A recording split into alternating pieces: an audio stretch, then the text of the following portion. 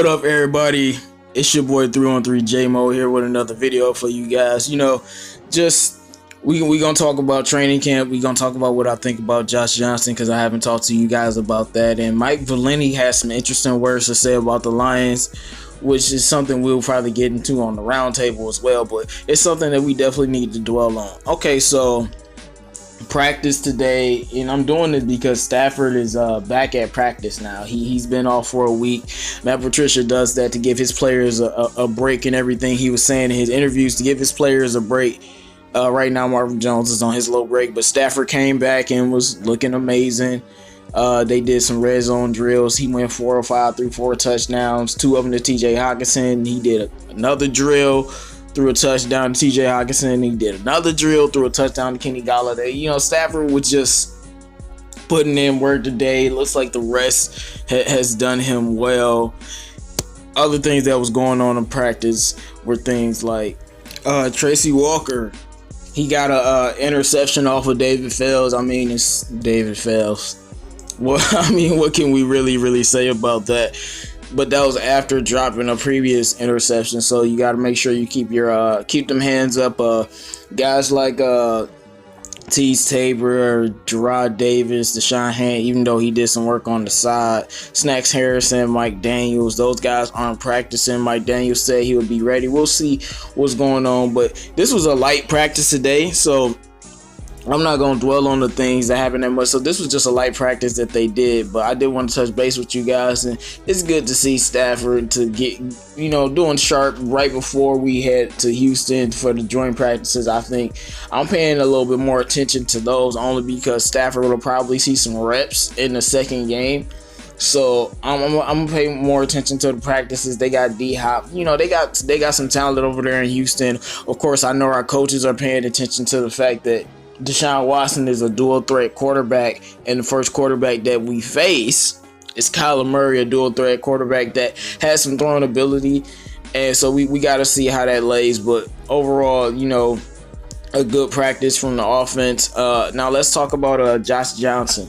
So we got this guy after witnessing David Fells play some of the most terrible football ever in a preseason game, and Tom Savage is injured and concussion protocol, so we don't know when he'll be back. So we got Josh Johnson. I'm not really high on this guy. 8 touchdowns, 14 interceptions, but he's just been thrown into the fire, so I understand it. But in training camp, he already looks better than David Fells.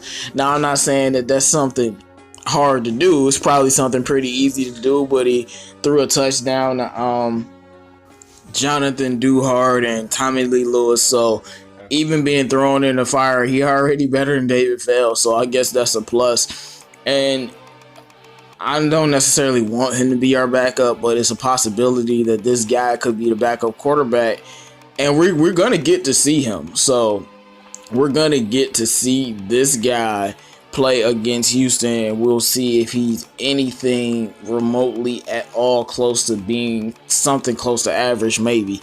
But it's something that we still got to look into.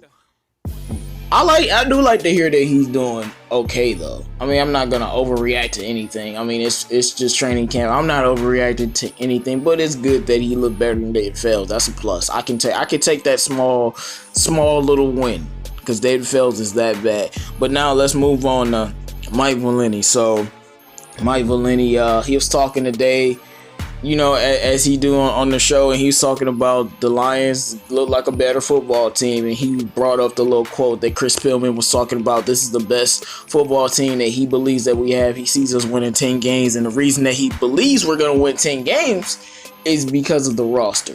So Mike Valenti takes a bag of tricks, and he says that the Lions are gonna closer to winning 8, 9, or 10 games, and he can see that happening, and that picking up Mike Daniels was good, and getting Trey Flowers and Justin Coleman and Jesse James was good, and getting TJ Hockenson was good. Oh, word?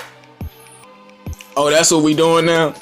Oh, all of a sudden y'all smart. Man, y'all know good and well. Y'all been reading the comments about y'all hating. Y'all know good and well the DSA and DVE and the Outsiders and all of these Detroit YouTubers putting out this good content.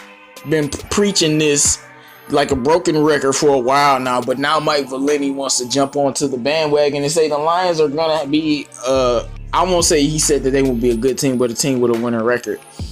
At least 8, 9, or 10 wins. And that's what he said. And I'm very, very, very surprised to hear this, because he kept talking about how much he hates Patricia, how much he hates our franchise, and how much he hates our team. Well, guess what? I hate you more than you hate us. Best believe, Mike Valenti. But I thought that was something that I had to tell y'all about. The media is so up and down. Like, it's a lot of hate. Then they'll say something good and everything, man. It's just a whirlwind.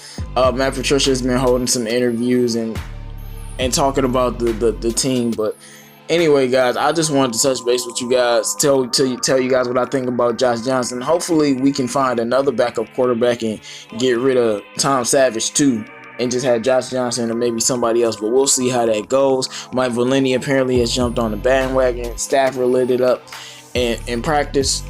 So we about to move on to Houston, guys. I'll talk to you guys then. I'm still recovering, but you know it is what it is. Make sure you like, comment, and subscribe. It's 313 J-Mo.